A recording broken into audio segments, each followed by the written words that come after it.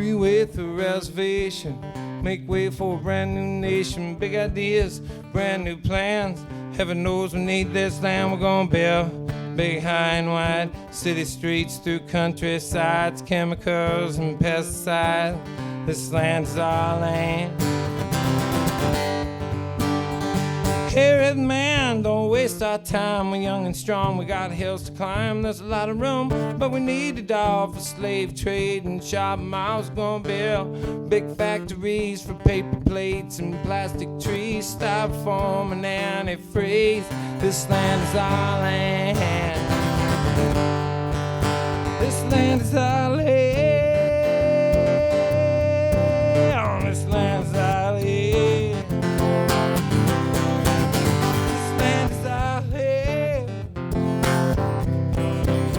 This land's island. Word came out on a raging sea to claim someplace we'd be free. We got hopeful hearts, working hands, and heaven knows we need this land. On Super Bowl subway rides, remote controls and pesticides, gang-related homicides. This land's our land. This land's our land.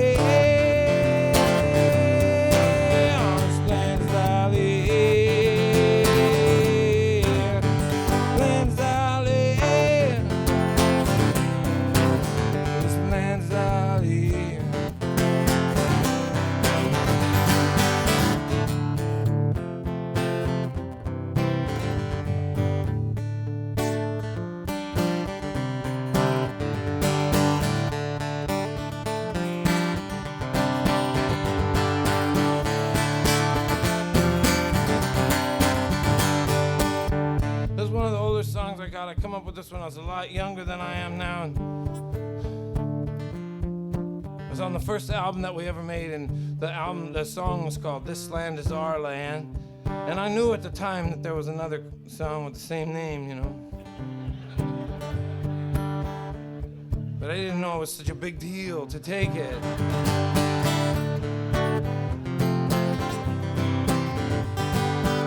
So it seemed like I spent the whole first year of my touring career explaining this. I remember one time we were playing in Los Angeles, and we came out of the dressing room, and I was walking over to the van, and this girl came over, and she said, "Are you Todd Snider?" And I said, "Yeah," and she hit me as hard as she could in the face, and then her boyfriend started to hit me too, you know, which wasn't as bad, really. I was yelling at the guy that was working for me at the time. I was like, if you could just get her to stop, he's all right. Well, they didn't understand the sarcasm in this song, and they thought that maybe that I really thought the world needed landfills and oil spills. I'm sure there's someone out there that does think that. And they should be beaten up by that little bitch's girlfriend. So I didn't want to dissuade them in any way. But I do want to set the record straight, though, tonight. I know that this is the title to a Woody Guthrie song, but I didn't steal this from Woody Guthrie. I stole it from John Fogerty. Some folks are born, made to wave a flag. Oh, got the red, white, and blue. Hey, when the band plays Hail to the Chief, well, oh God, they point the cannon right at you. Hey, me, I ain't no senator's son. It ain't me. It ain't me. I ain't no fortunate one, too.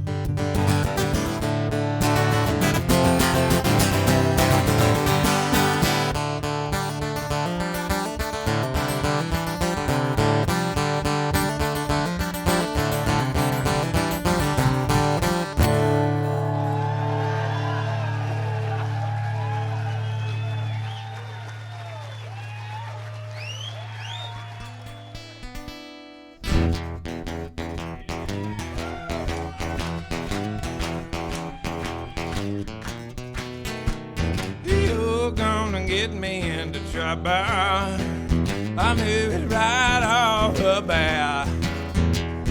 You're gonna get me into trouble.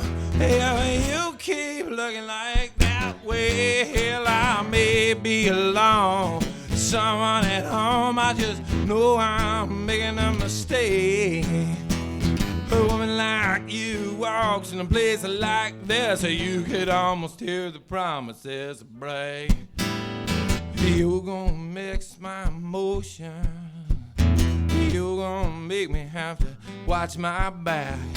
You're gonna make me have to tell a bunch of lies. You're gonna make me have to cut my track. Well, I told her I couldn't. I thought I wouldn't. Now I'm so ashamed. When I look at you, it's all that I can do to think about what's her name. You're gonna get me into trouble. I knew it right off the bat. You're gonna get me into all the kinds of trouble. If you keep looking like that, don't look like that.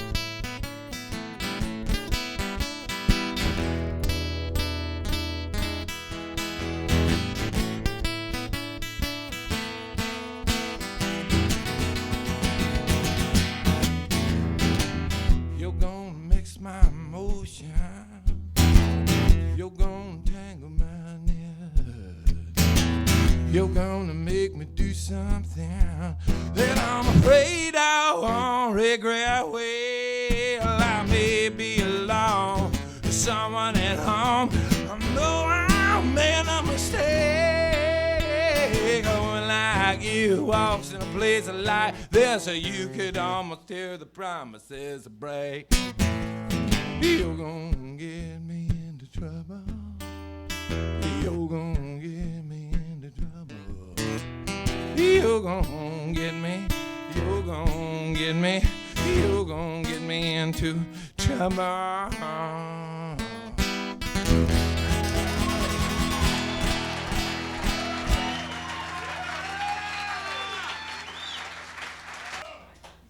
No, there's another version of that song, the country singer named Mark Chestnut. I made the album with that song in 1994, and I guess it's about a year later. This Mark Chestnut, this country singer, popular country singer, put it on his album too. You know.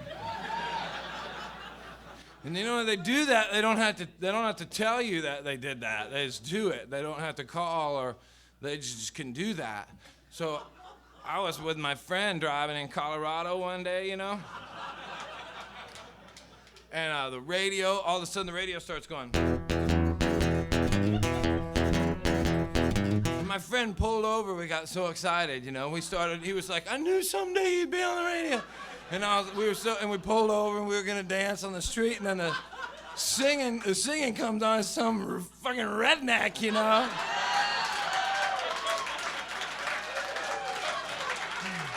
I thought, what the hell is going on? What is this, you know? So we sit there and we listen to it for a while, and then it gets to the end, and the guy goes, that was Mark Chestnut. I turned to my friend, who the fuck is Mark Chestnut? How did this happen, you know? Then about like 6 months later, I went out to the mail. I got this check, you know. I said, oh, Mark Chestnut. Greatest country singer of all time.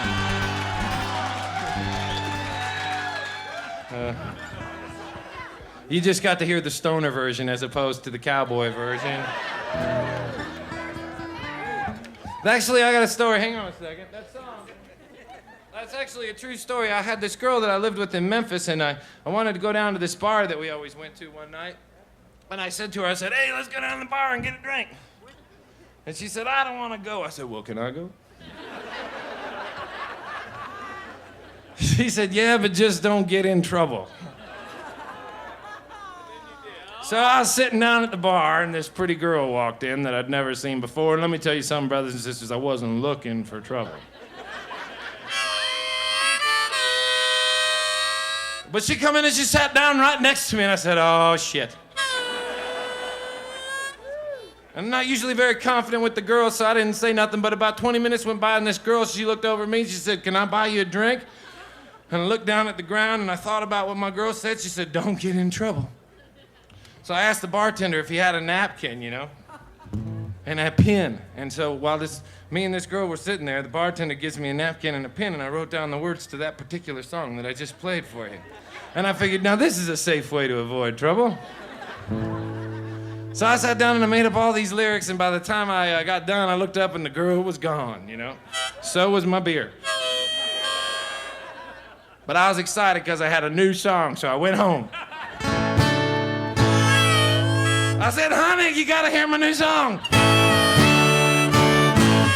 Then I was in trouble. And I don't want to go any further into my portion of the show without thanking the Beachland Ballroom for giving me a chance to come back and play for you guys tonight. And I want to... You might never have seen me play before. Maybe some friend of yours said, "Oh, you got to come see this guy, beer run." And if you did drag a friend out here, I appreciate it. And if you're the friend that got dragged out here, my name is Todd Snider, and I've been driving around 15 years making this shit up and singing it for anybody that'll listen to it. Some of it's sad, some of it's funny, some of it's short, some of it's longer than others, and sometimes I will ramble on for as many as 18 minutes in between the songs. Next year, I plan to attempt to break that record. I'm working on a story that is going to be 19 minutes long, but I'm going to tell it next time. I only got 17 minutes of it so far. I totally told you one of the times I was in town before that I come from Portland, Oregon. That's where I come from. We're not known for a lot of things. We're not known for a lot of things. We got the Portland Trailblazers out there. We got some roses out there. They call it the City of Roses. We got a lot of fucking roses. We call it the City of Roses. We got the Portland Trailblazers. We're proud of D.B. Cooper out there. We got other people we're proud of. We got Tanya Harding that we're real proud of. We got Courtney Love that we're real proud of. But there was a band in the early 60s, and they put together a song that they learned, and they got pretty good at it. But when they put it out, it was so allegedly sexually suggestive and quite possibly lewd that our own government opened up a file on the song. They wanted to know how the words to the song went, and they couldn't get the phone number of nobody in the band. So they enlisted some detectives, and they put together a file that was the first file of its kind in United States history on a rock and roll song. And I don't know what the conclusion of the file was, because I did not have access to that kind of information. But I want to dedicate this song to that band they're called the Kingsmen. And my hope is that this song will inspire some of you to have sex with each other when the show is over tonight.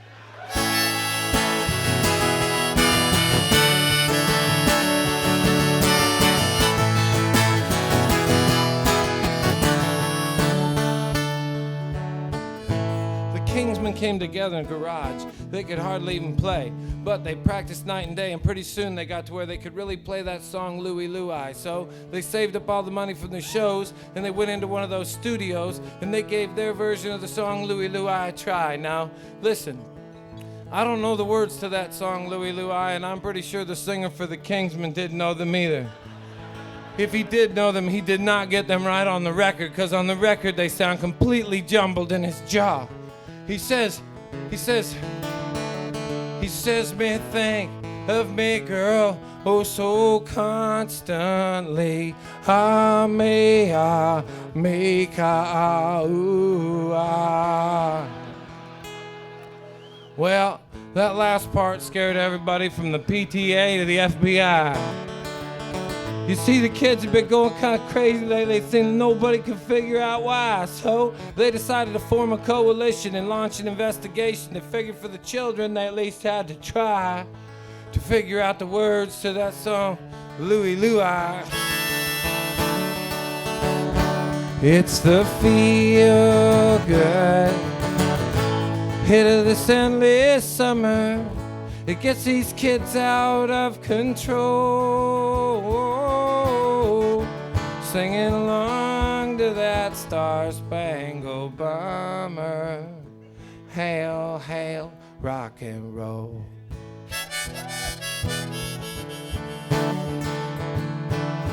You know, Marilyn Manson, his real name isn't Marilyn Manson. He's a skinny public high school kid from Florida. He is not some monster from out of this world. And like a lot of other skinny public high school kids, he was sick of getting beaten up by the pulling guard all week, only to go out on the weekend and watch the quarterback get all the girls. So he formed a band, and now he gets a lot of chicks.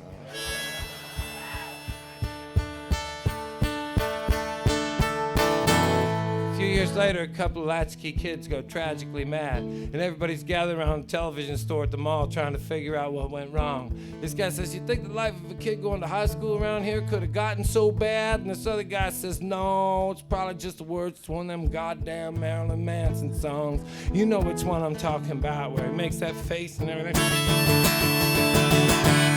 It's a feel good hit of this endless summer. It gets these kids out of control. Singing along to that Star-Spangled Banner. Hail, hail, rock and roll.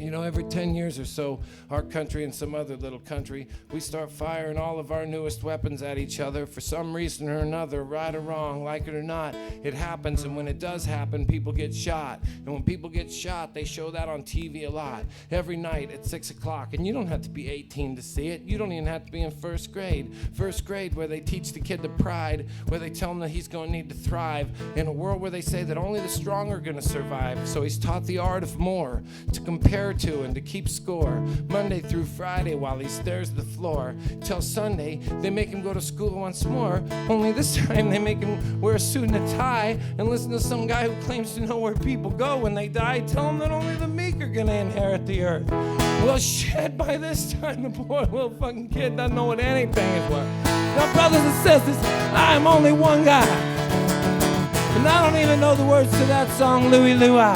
But I can tell you right now, without batting an eye, that the next time some latchkey kid goes wrong, it's not gonna be because Eminem gets to say the word fag in his song. And I'm not trying to preach to you either. I'm just trying to sing to you too. String a few words together.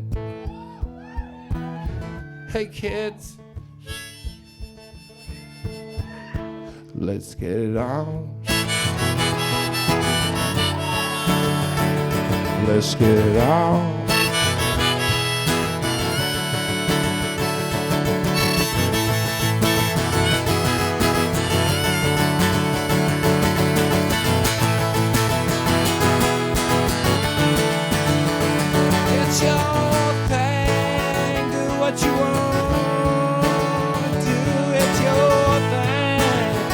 What you wanna do?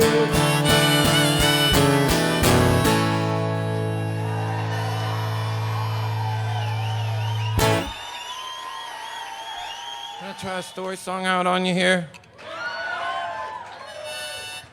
The people that I come up with this about probably wouldn't want me to tell you who they were, but I hope that if they heard it, that they would feel like that they would know I thought a lot of them.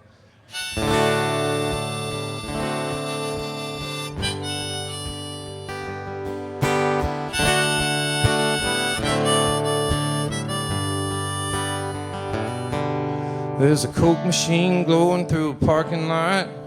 Call it a room with a view. This was the best night of pool that I ever shot. I made a lot of money too, looking for some company in the weekly scene. A scene that just had to be you. Hadn't seen you since New Orleans. Never did figure out where you run off to. I know I looked bad the last time you saw me, but lately I've been doing alright. I won a tournament last week in Oklahoma City. Hustled half of this town tonight. I got some cocaine if you want some, the best that I could find. Peter, we could just sit here and talk all night if that big old guy on in the car don't mind, like old times. Screw off a top on a bottle of wine, living out our own kind of American dream, like old times. Your goal was always the same as mine. You didn't want to throw a fishing line in that old mainstream. No, I'm not expecting anybody but you. I don't know who this could be at the door, but I'm pretty sure that you've got a clue, and I'll bet you've been to this hotel before. Put the you know what in the bathroom, but don't flush it down just yet. Put your pager in my suitcase, I'll get the window. You light a cigarette, it'll be like old times, just like the old times, living out our own kind of American dream, like old times. Your goal was always the same as mine. You didn't want to throw a fishing line in that old mainstream. No, sir, officer, you don't understand. We're just two old friends drinking wine. I'm sure she is, but that's not all she is. She is also an old friend of mine. I got her high school picture right here in my wallet, 1982. No, sir, officer, no offense taken. You have a good night, too.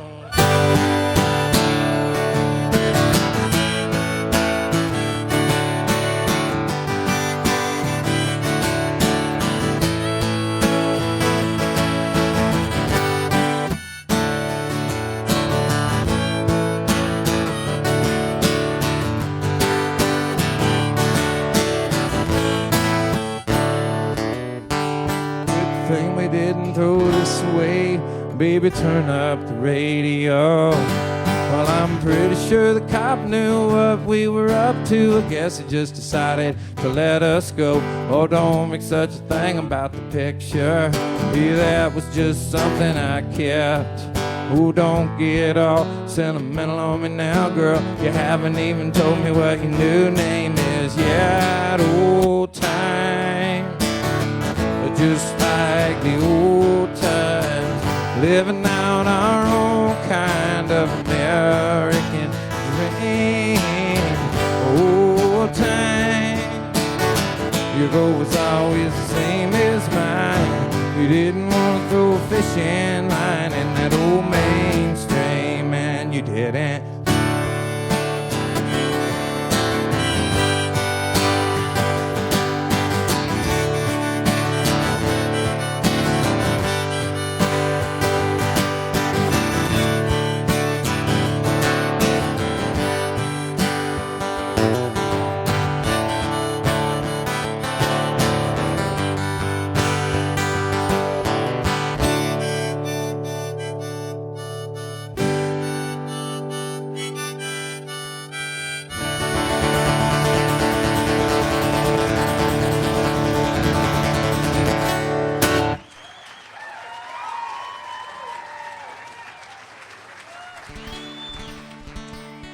I got this song. I come up with this. I was sitting in Memphis watching television when I was living down there. I guess this is, I can't remember what year it was, but I'm from Oregon's where I'm from. So I get this phone call in the middle of the night from this friend of mine out in Oregon. He says, Todd, I got the most exciting news. I said, well, what is it? He says, I'm getting married. I thought, oh, shit. Because my friend was 22 years old, and I'd just seen him 3 months earlier. He didn't have no girlfriend at that time. But I wanted to be supportive, so I pretended, like a lot of people do when they get confronted with that. I was like, oh, great idea. This is great. Congratulations. And he said, why don't you come to the wedding? And I A lot of people like weddings, and there's a handful of people that don't like to dress up or wear shoes or anything, you know. And so like a wedding, I don't know about a wedding, but I was my friend, and I wanted to be supportive, so I said I'd go. And then he said, well, you know what we were talking about last night at this dinner? We thought it'd be really neat if you sang at the wedding. God, oh man, I didn't want to say. I don't like frat parties and weddings. They always break your stuff at those. Somebody will get drunk and break your shit. I didn't want to do it, but like I said, I had already committed to being supportive, so I said I'd do it. And then it goes even further. He says, well, you know what else we thought would be great that we were running around last night was if we thought if you could make up a song about us to sing at the wedding. Oh, God, I got a hard enough time coming up with songs for this shit, you know?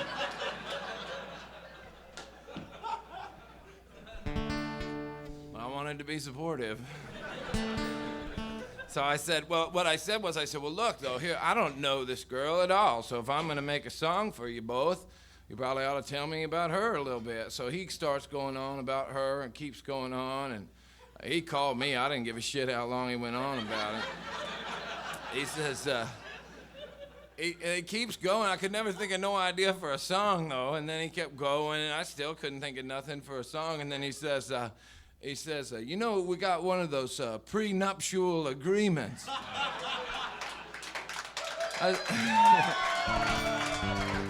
I said, I got an idea for a song for your wedding. I didn't get to go to the reception, though. There was kind of mix-up at the door, I think. You ought to know by now this love of mine is real. Honey, words just can't describe the way I feel. And even though we just met, I'm so glad that the date is set. And years from now, I would bet we'd be together still. But just in case,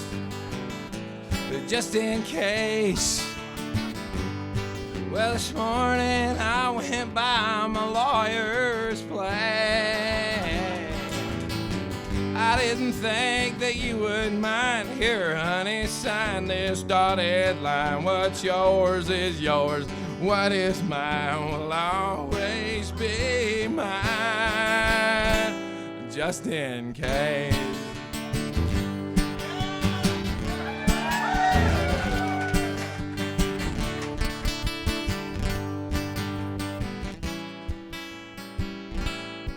Well, you know, I can't love you enough, but I also can't afford to lose half of my stuff.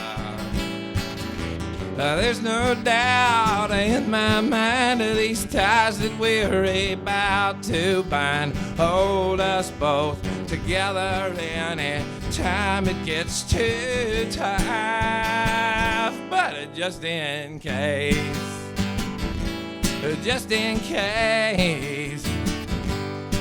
well, this morning I swung by my lawyer's place.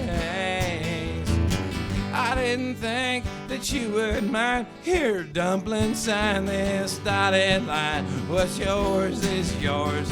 What is mine will always be mine, mine, mine, mine. Just in case.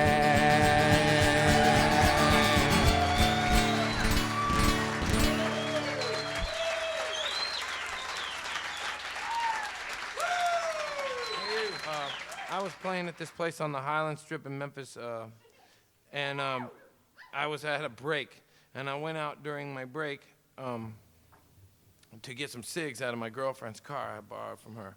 And I was walking down the alley there, and I saw these two guys standing kind of huddled in the shadows over there, but they didn't seem like they were too troublesome to me, so I said hello, hey, how are you?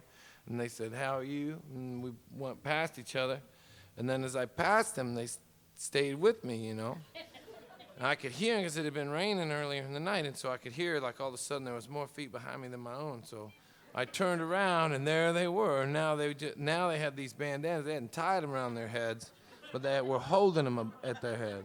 And I'd had some friends that smoked crack, and I could tell from their eyes that they had been smoking crack. Maybe they had run out. But I knew that it was an awkward situation and not a positive thing for me. And I turned around, and I said to him, I said, "What, is this your first fucking day on this job? Look at me, man. I just walked out of a bar that within 18 seconds of being in there, 90-some-odd chicks figured out that I was broke within 20 seconds of looking at me. And none of them was looking for someone to rob. This is supposed to be your gig. You guys got a fucking gun. I don't have a gun. I don't have shit. I ought to join up with you guys." I didn't say none of that shit. Well, how cool would it have been if I'd have said that? I said, "Ah!" And I ran toward him. I ran toward him because there was no other way to go. And I went back through the alley I came in thinking, I'm about to get shot. And I went back into the bar that I was supposed to be playing, and I said, I've been shot. And the owner said, "Well, let me look at you." So I spun around. He's like, "You haven't been shot. Get up there."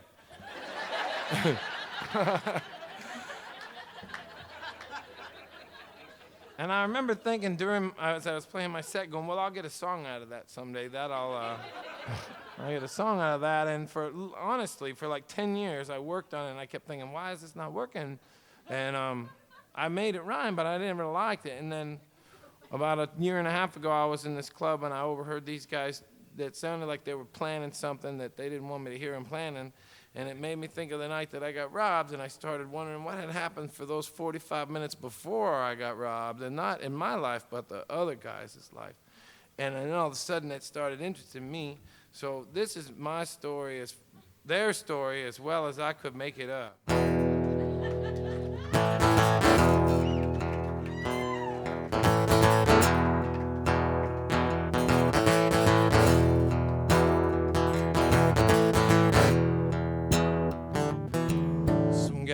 To some other guy behind closed doors. Don't even know how long I've been awake anymore.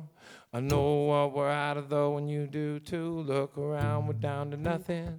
But me and you, we gave up everything we sold, everything we stole.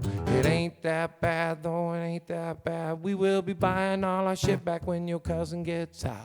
That's only going to be a couple weeks from now.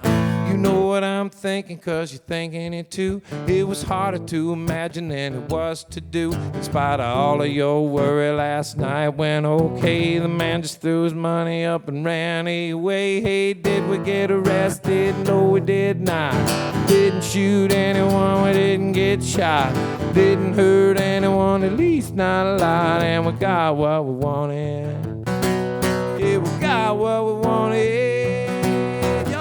I could kill somebody, man, I don't care. But that ain't the way it's going down tonight, I swear. We're just walking up to Highland Street behind the bar, in the back through the alley where they parked the car. It'll go down just as easy as it did last night. We'll be back here in an hour, high and out of sight. Hey, did we get arrested? No, we did not. Didn't shoot anyone, didn't get shot. Didn't hurt anyone, at least not a lot. And we got what we wanted. We got what we wanted. Stand right here behind me, buddy, this is the place. Hold this blue bandana up to cover your face. Yes, it's loaded, but that's only for security. I won't be shooting anyone that isn't shooting at me. Shut up, I think I hear somebody coming, man. Shut up, I think I hear shh. That's when I come into the song.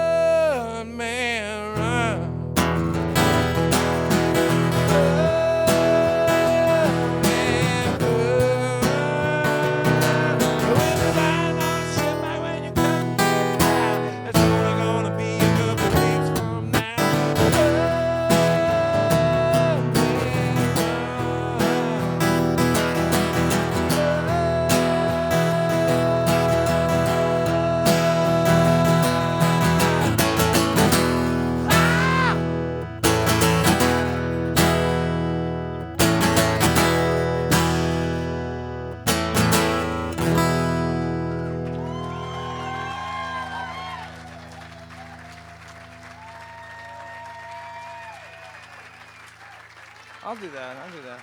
I'll do that shit too. I kind of already got a plan on this particular one.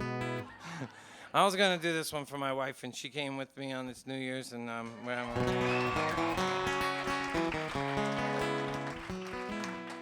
my wife and I met. I've been lying about where we met for like 8 years. And then last year, I don't know if you guys were going to come to the show last year, but I had to go to the hospital because I'm an idiot. And like with those hospitals where your friends all gather around and like circle you in a room and tell you you're an asshole. And then the next thing you know, you're in another group of people and holding hands in circles and shit like that. Nevertheless, though, I went down there, and then that's also where I met my wife. I've been to those places like 4 times, it seems like. And I remember when we met there, they told us that you weren't supposed to go out with anybody that you met in any of these places, and we sort of knew we were sort of mutual fuck-ups to begin with. But we cleared it. They had a board of directors or whatever, and they said we could date or some shit if we kept the plant alive or something. And I guess we probably still have the plant or whatever. I don't know. But I remember, I'll tell you something else. You want to hear something weird? And this is true. And you know, you're not supposed to talk about who you meet in these places, but this person I'm telling you about already said they were at this place. So the first time that I went to one of them, like, I don't want to take drugs anymore. Can you make me some vegetable soup or like place? And I was in there, and they have these little groups you get together in the daytime, and there was this one girl, and she kept telling my wife and I both that her husband was this famous, this is true, there's like a famous guy, my husband's famous. And we were like, well, that's great. And you weren't supposed to tell people who they were, so she would say to us, P.A., he said, he's a comedian, and his initials are P.H., and she told us that a million times. And we were great, that's great, P.H. But I remembered that, P.H. And then like a year later, I was on the road. I remember I was in El Paso, and I got out of the shower in the hotel room, and I walked in, and the television, it said, comedian Phil Hartman was shot to death in his house today by his wife. And in my head, I sat down and went, P.H. And like as soon as I could process P.H., man, there was her picture. Pow! And I said, and it was that chick from our little group, and she had killed herself too. That's like a real pick-me-up on New Year's Eve. I just thought of that off the cuff. I forgot that it was New Year's Eve when I dove into that. But that's pretty fucking weird, though. I mean, sad too, but it's got a little bit of a late 40s and 50s stations on the cable network. What is that? Cold Case Files and shit like that.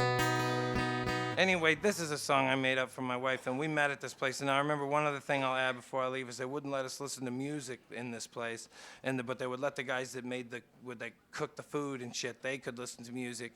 And so I would go sit over there by where they were, and I would listen to songs and stuff. And then one day I saw my wife, she was smoking a cig, and I thought, she's a handsome girl over there, boy. And so I thought, well, maybe I'll go over there and talk to her or something. And this is true. And I got shy about it, and I wrote some stuff down on the napkin of my meal. Some things I thought, well, I could say this, or I could say this. I could walk over and say this. And I wrote it all down, and then when I looked up from my napkin, she was gone. And so I went back there the next day thinking she would be there. And that day I went up and I talked to her, and we went to a movie, and we got married and everything. And now we travel around together all the time.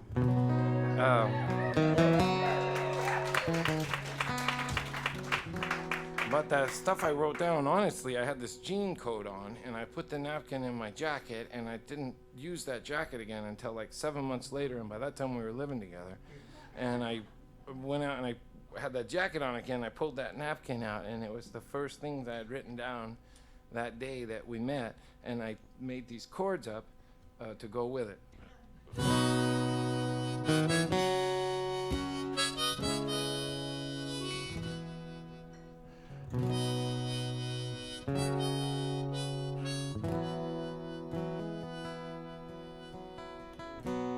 There you sit, all by yourself. You're trying to quit like everybody else. cigarettes, smoke in your eye. See a few regrets in there too. Hey there, lonely girl, have I got a lonely boy for you? Like a sunny day someplace else, the music plays, but it don't help. Through the haze you roll your eyes. Every day I wonder what you see. Hey there, lonely girl, I think you're the only girl for me.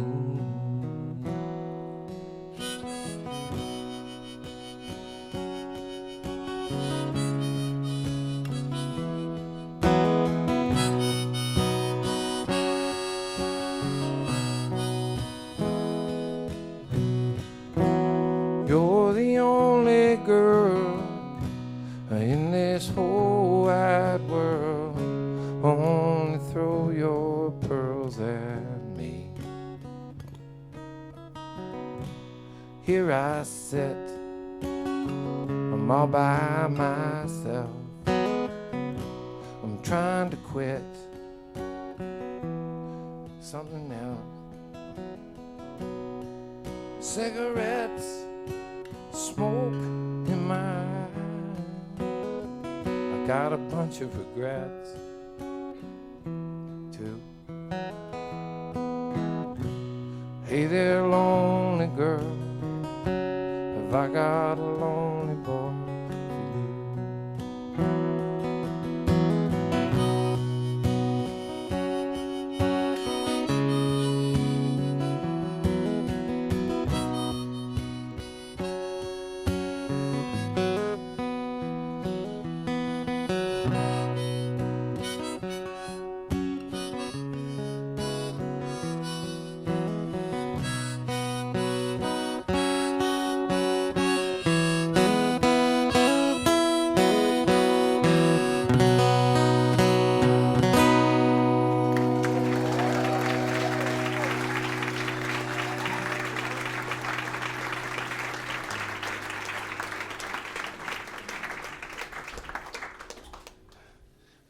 Anyway, this is a song, this ain't gonna be on the live one. This is on the last one. This is my favorite one. I think maybe my favorite because I made it on a piano, which I don't really know how to play the piano, you know.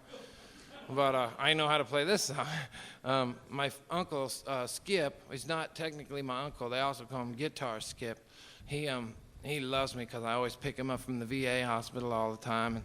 And he did some time in the 80s for something, you know. And he told me, he said, the only thing I learned in jail was how not to get caught doing what I did to get in jail the first time. And I never forgot that, you know. And then one day after I had picked him up from the VA hospital, he shows up with the guy says the doctor says he's gonna die, right? So he calls me, he says I'm dying. I'd rather die in my house than here, come get me. So I come down there. So I drag him out. The guy says, I don't think we should let him out, you know. I think he's going to pass on. So I said, well, he doesn't want to do it here, so we're checking him out. And they did it, what do they call it, against the doctor's orders or whatever. And we had a big party for him in my backyard, and he didn't die, you know. And then the painkillers started to wear off, and he wanted to go downtown and see BR 549, you know. And we thought, all right, let's go down there, you know. Eventually, we're walking around downtown Nashville. I thought I was going to die. I said, I'll hook up with you tomorrow. So like 3 days go by, and he shows up with these two girls that I've never seen again in this car, and he brings me a piano. And I didn't ask him where he got it, you know. He just said, thanks for getting me out of the hospital, you know. And he's still alive, you know. Anyway, he said, make up a song about me. So I made this song. I started thinking about what he told me about going to jail, and I sat on the piano and I figured out this song, and then I recorded it on the piano, put it out, and then I got a letter from this kid in Australia who said to me, he said, I got the new record and I've always liked you, but I don't like this new one, and this song on there, it promotes guns and it promotes violence, and I just think that's ridiculous, and it's not really like you, and that's, I don't want to listen to you no more. And I thought, I'm never fucking go to Australia. What do I care?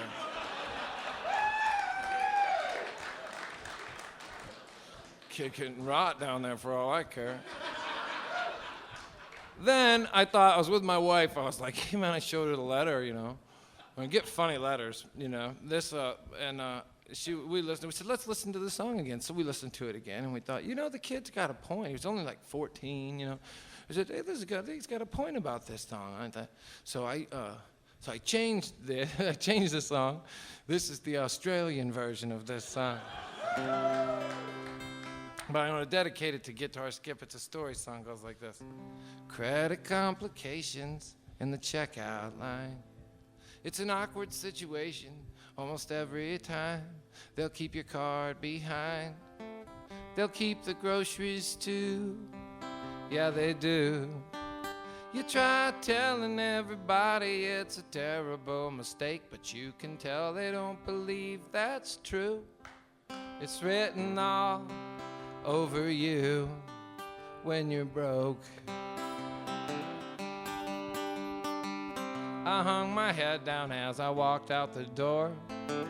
I'm never ever going back to that store. They treated me like a bum in front of everyone behind me in line. It was all my friends and neighbors looking at me like I'd committed some kind of crime. I guess you ain't worth a dime when you're broke. Why, if I had money like I did in my day, just out of spite, I think I'd give it away. I thought it wasn't supposed to matter anyway, and the more that I thought, man, the madder I got. By the time I got home, I was seeing red. I pulled that old gun up out from under my bed, and I put a sock on my head. And into the night, I flew away, I flew. The next thing I know, I got blood on my hands, but I've got money in my pockets too. You never know what you will do until you do what you do when you're broke. Now if I had money like I did in my day, just out of spite, I think I'd give it away. Or I'd buy a car and drive us far away. Of course, I've got this debt to pay to society. Oh, honey, wait for me. With good behavior, I'll be out in 7 years. Don't worry over me or shed any tears. I've learned a lot in here, and I know what a chance I blew. The next time I won't make the same mistake. I'll shoot the camera out too. I'm learning all kinds of things you can do when you're broke. When you're broke, like I'm broke. When you're broke, you're broke. When you're broke,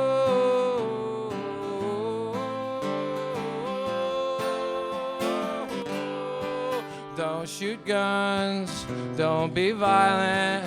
Don't shoot guns, don't be violent. Don't shoot guns, don't be violent. Don't shoot guns, don't be violent.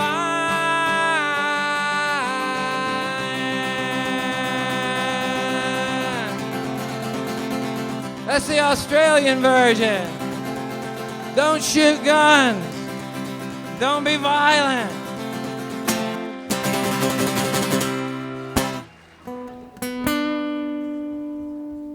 This song I come up with, I kind of begrudgingly, I didn't want to make up a song. We were doing our third album. we had been in the studio for a long time, for like a month, and if I don't get to stay on the road, I start to get a little itchy, you know, so I was getting tired of being in the same town for so long, and we were making the record, but we weren't paying for it. So there's always a record company involved, because it's so expensive to record. You can make the songs up for free, but to record them, you gotta borrow from somebody. And they don't usually make up songs. That guy that has the money, it's usually a different kind of guy. So they wanted us. They heard all the songs, and they wanted us to do another one. They kept saying, "We need another song, another song." And I was, well, who's supposed to come up with it? Me, you know? Yeah, come up with another one. You heard all the ones I got, you know? Maybe you should bring me one of yours.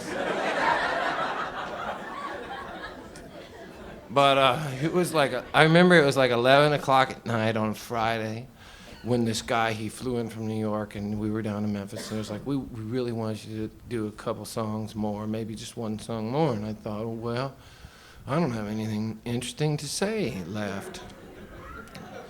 So we got into an argument, and I left the studio, and I went to this bar, fucking forget the name of the bar.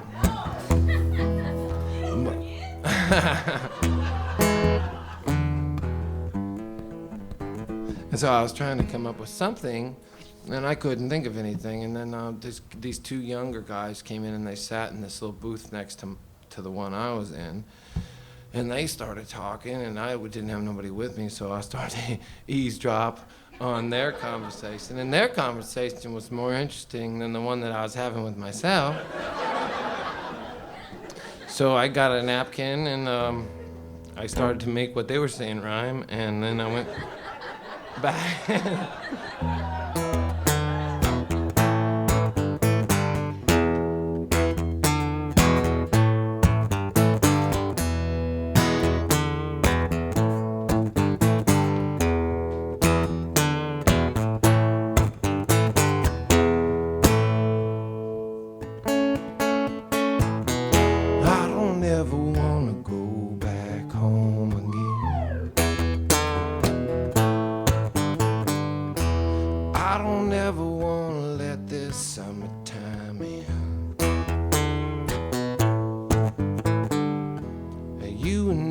Got a lot in common. We both think there's a place to go. You ask me, I say we go on driving. Turn up that radio. We'll stay out all night. Again tonight. Out all night.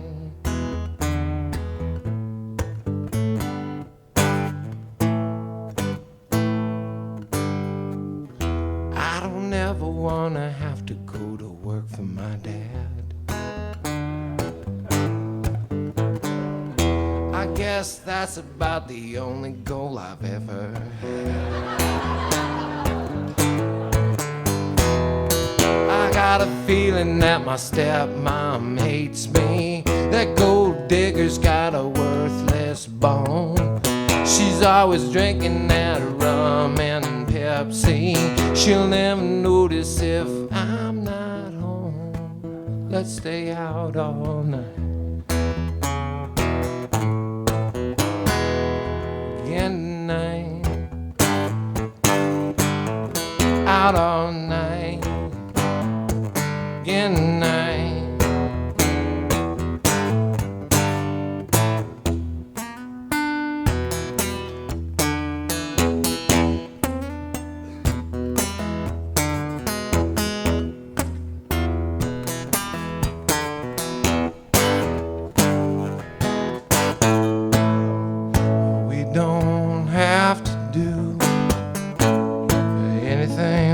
Don't want to.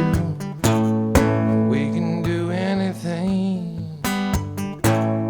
We can do anything out all night.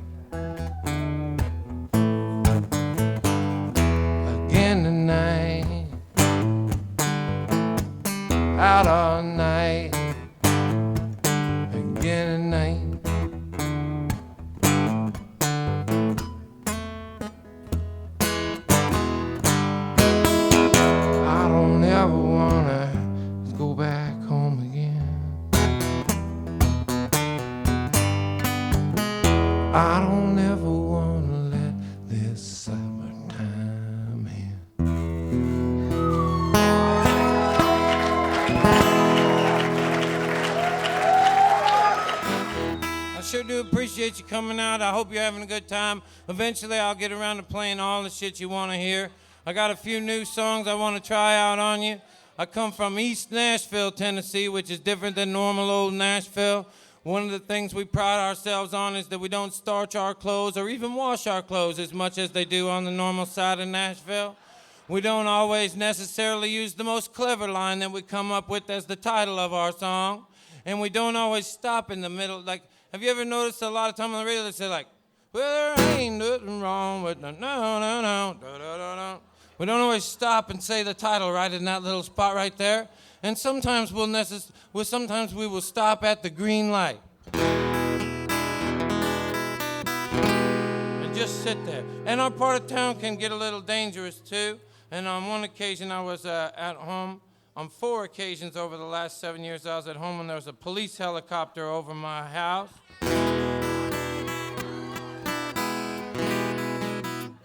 And you know that if there's a police helicopter over your house that somebody's done something dramatic and it didn't really work out. They're running and they're in trouble and they're running and they might have some kind of gun and they might be coming through my yard at any minute, you know. And so it's on that occasion that we turn our alarm on and lock ourselves in. And on one night when we had turned our alarm on and locked ourselves in, I made up this song that I'm gonna play you. And the end of it is kind of bullshit, but I couldn't help myself. If you come down to Nashville, though, come to East Nashville. We do that on 37206. We will steal your heart and your lawnmower.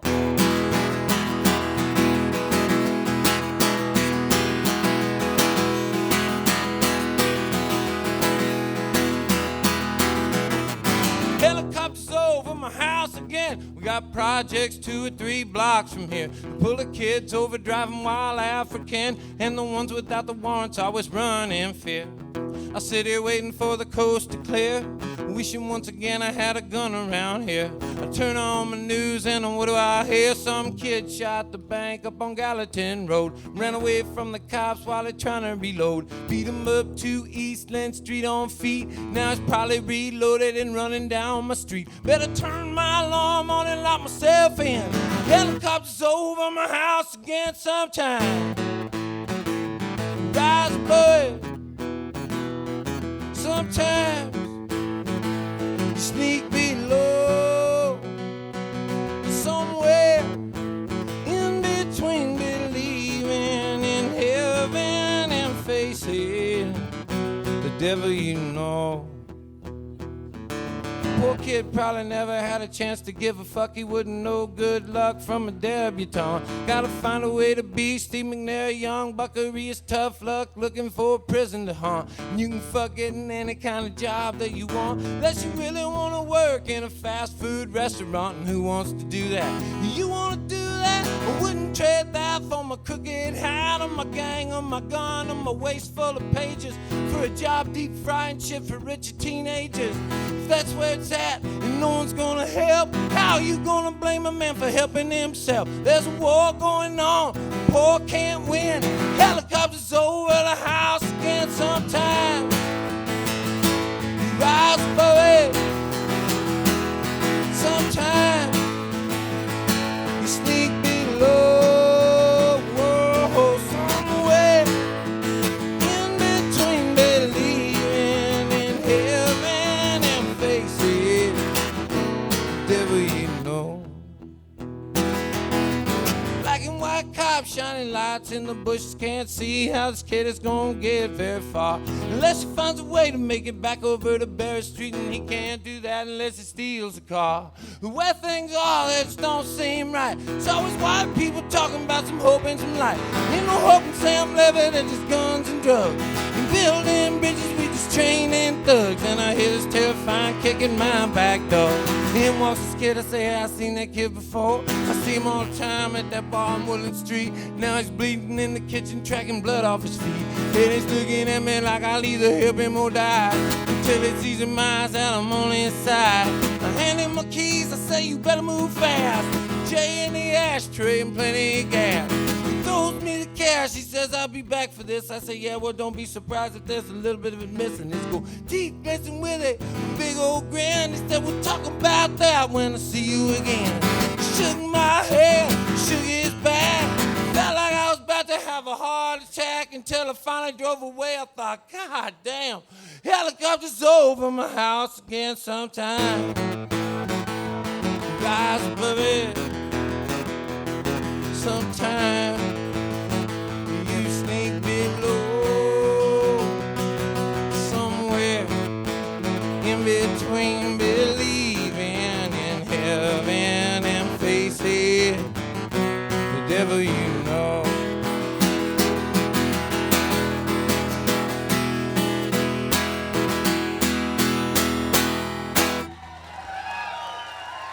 I got to go in the fall. I got to go over to Europe and be the opening act on the John Prine tour. Yeah, it was exciting. I got to travel with them and everything. We went and we did like a bunch of towns in Germany. We did like these 2 towns in Germany that John wanted to go to, but they never put out any records in these towns, and they didn't know who he was at all. They didn't even speak English, but he wanted to see the town, so he booked these gigs there,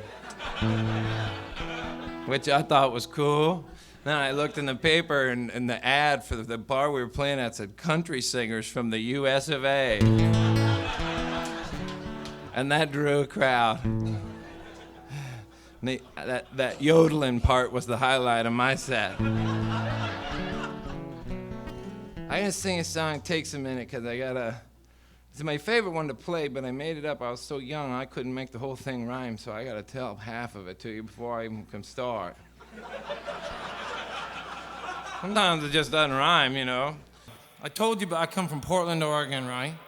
So I went down to this place called Santa Rosa Junior College, because my parents moved to Houston when I was about 16, right? And I didn't want to go. So I found all these different assorted couches that I could stay on that got me through high school. And then after high school, I went with this kid that was going to drive down to this thing called the Santa Rosa Junior College. And I saved up a bunch of cash, and I went down there, and I went down like I was going to go to that school, right? And I had this play out. So I got down there, I remember, and I was kind of a young guy, you know. I remember they had this thing called the quad. I guess they have those at all these schools.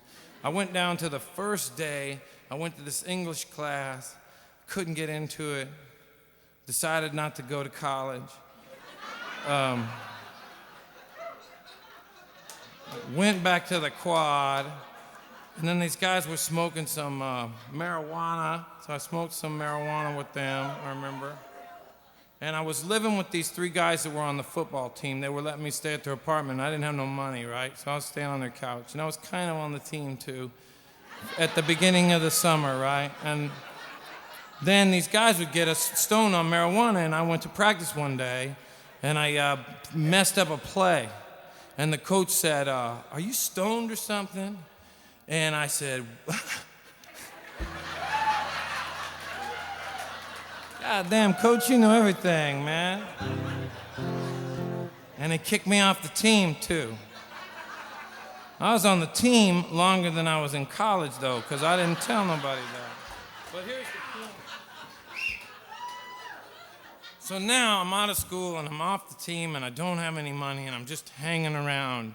I'm making up these poems or whatever, right?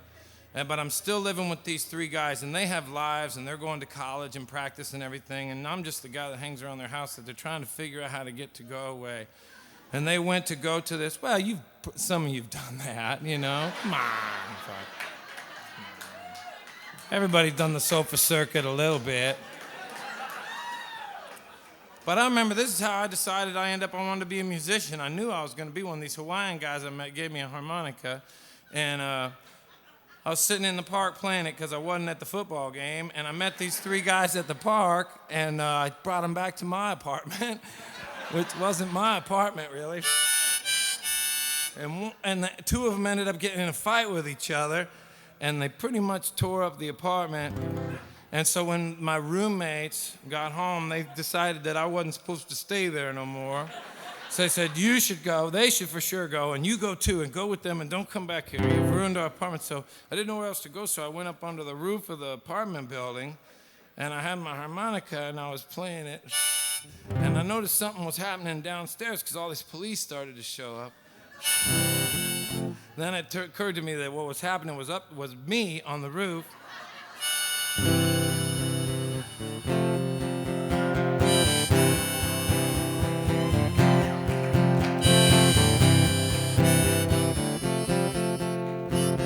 Hang on a second now. To me, as I was playing, it sounded kind of like that because I didn't know how to play it at the time.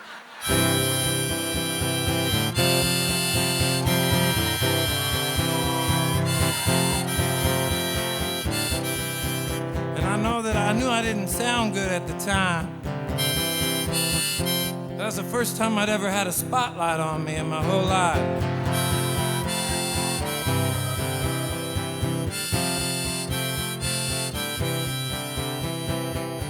And as God is my witness, I was standing up on that roof and I was thinking, well, I'm not in college no more.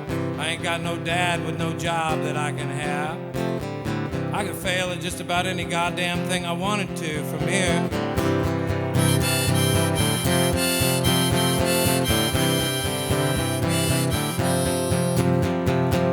I decided I was going to try to be a singer, you know? If I could just get off that roof. Come down off that fucking roof. I knew I was going to lose that battle. They said I could walk away if I wanted to, and that's the God's honest truth. So I started walking down this street called Mendocino Avenue. I didn't know where I was gonna go. They were building this house. I went in there, I slept in there. I slept in this house that wasn't done during the nighttime. Then I went over to a payphone and I called my brother, and he was living in Austin, Texas. And I said, hey man, things have really fallen apart for me out here on the West Coast. What are you doing? He said, well, there's these guys letting me stay on their couch.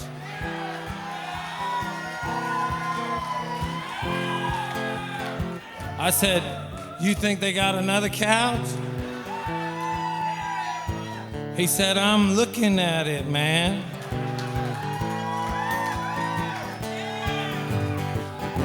So I packed up everything that I had in these 2 bags. One bag was full of my clothes. The other was full of my records. I got to the airport. They told me I could only bring 1 bag. I showed up in Austin, Texas with nothing but my records.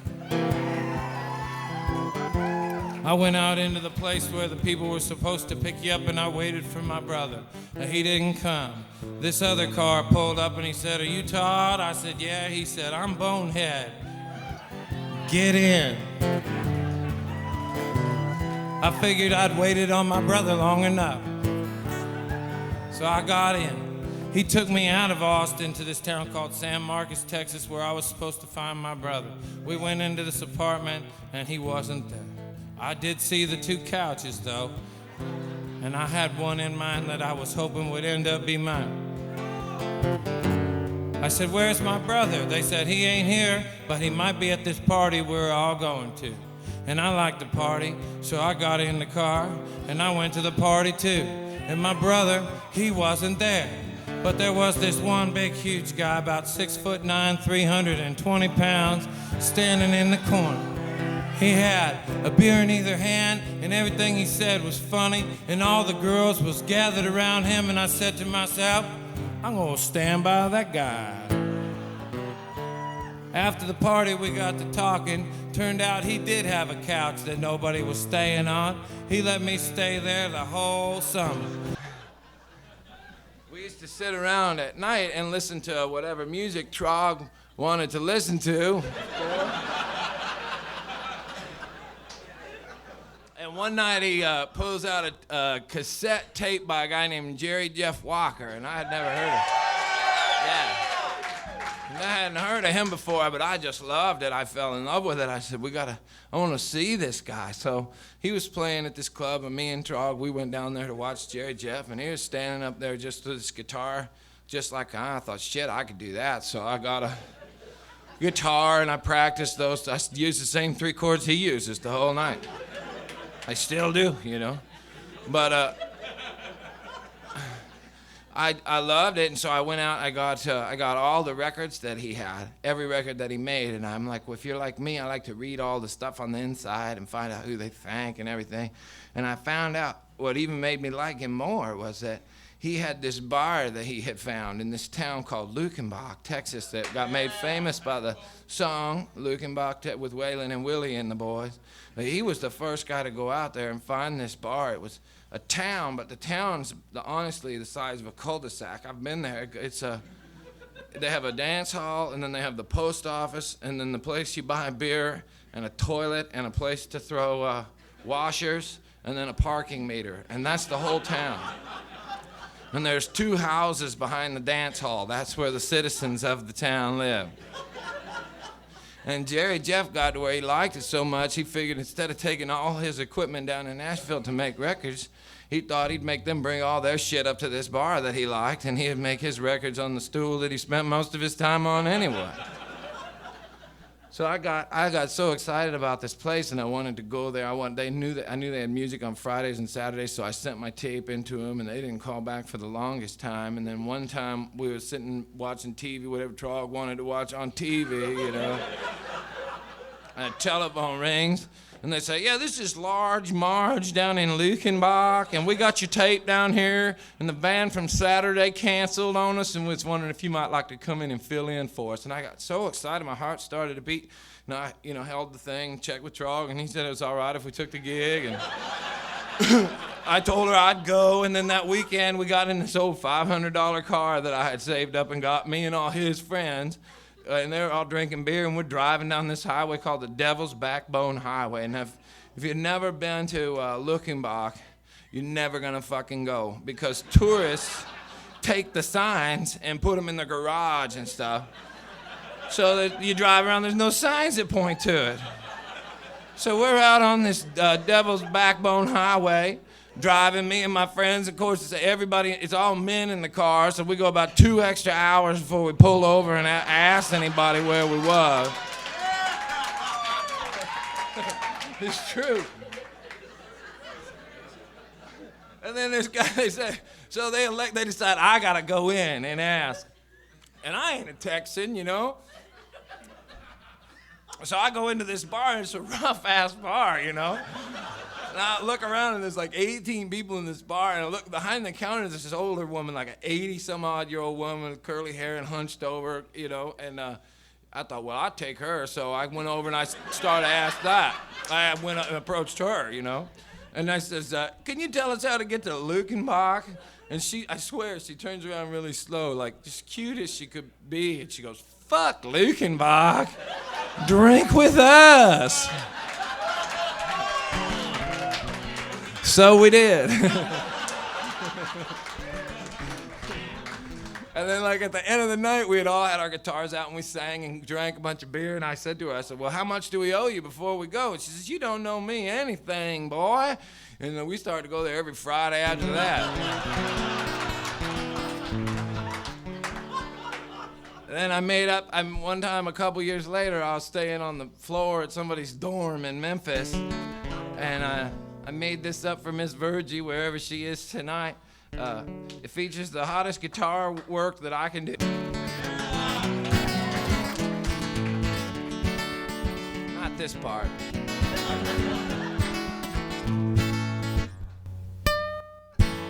Thank you.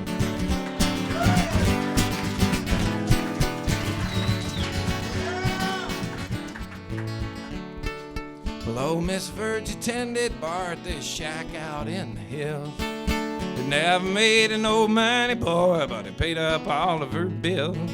She must have been 80 years old, but her heart was warm and her beer was cold. She gave away more than she ever sold. She'd be smiling all the time. I used to sing off in the corner every Friday night to a loud crowd of cowboys, bikers, and barroom fights. They'd be drinking beer and carrying on. Not a one of them be listening to one of my songs, but old Miss Virgie was singing along. She said she knew them all by heart. And then one night, after closing, she poured me up a beer. She said, come over here and sit down, you little shit. I got something you probably need to hear. She said life isn't easy getting through. Everybody's gonna make things tough on you. But I'll tell you right now, if you dig what you do, they'll never get you down. She said life is too short to worry. She said life is too long to wait. Well, it's too short not to love everybody. Life is too long to hate. I'll meet a lot of men that haggle and finagle all the time, trying to save a nickel, maybe make a dime. Well, not me, boy, no siree. I ain't got the time to do.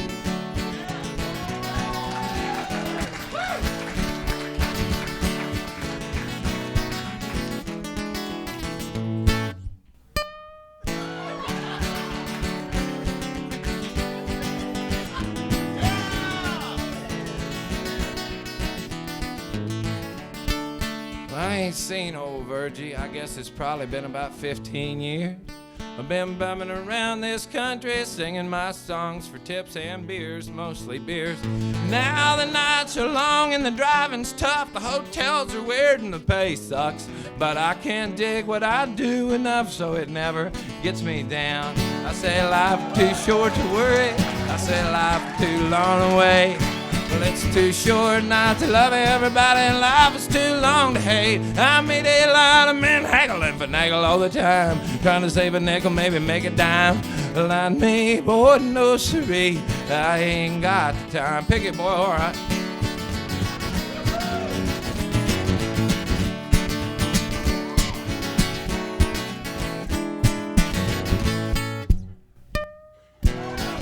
I was telling you, I played there every Friday for an entire summer, and there always seemed like there was maybe 10 or 18 people in the place.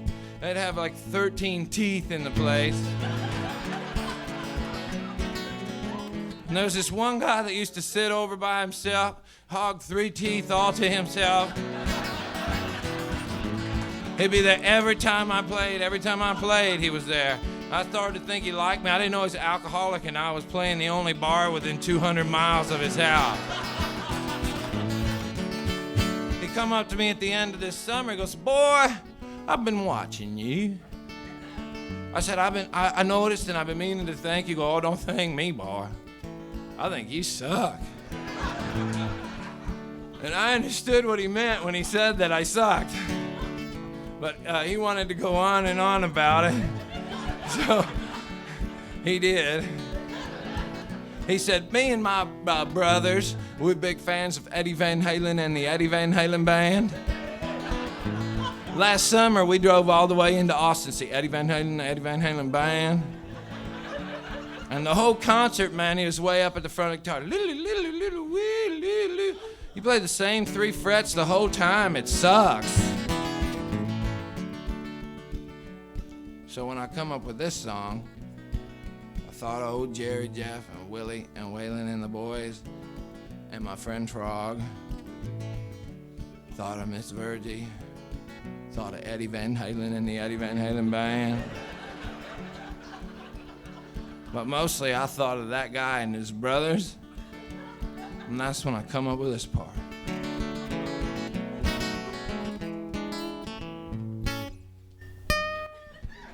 Eat your heart out, you inbred sumbits.